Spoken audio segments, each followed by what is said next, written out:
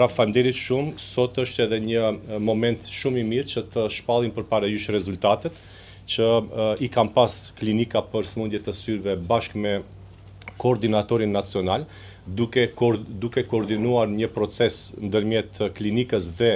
Universitetit Duke të Shteteve të Bashkuara të Amerikës. Pra, prej sot, qytetarët tonë kanë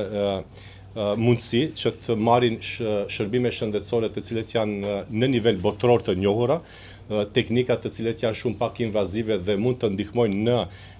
zhvillimin dhe proceset të cilet ndihmojnë në tejkalimin e shëndetit tek qytetarët tonë. Ne si Ministri e Shëndetësisë japim maksimumin që transferit të dhënave dhe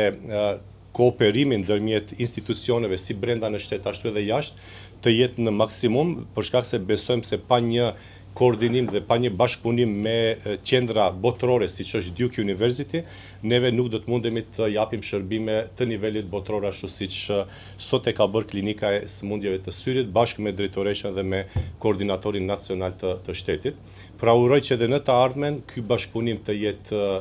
të vazhdon, por gjithsesi uroj që edhe klinikat të tjera të cilët janë dhe kanë mundësi për bashkëpunime të tilla, ne do t'i suportojmë si koordinatorin nacional ashtu edhe neve si ministri. Gjithashtu dua t'ju informoj që ne bëjmë ndryshimin e ligjit për donim, për shkak se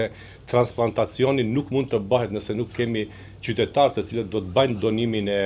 organeve. Për këtë arsye do të mundsojmë që me ligj çdo qytetar derisa është i gjallë të jep një deklaratë nëse do dëshiron pastaj të bëhet transplant të ndonjë organi të tillë. Faleminderit shumë.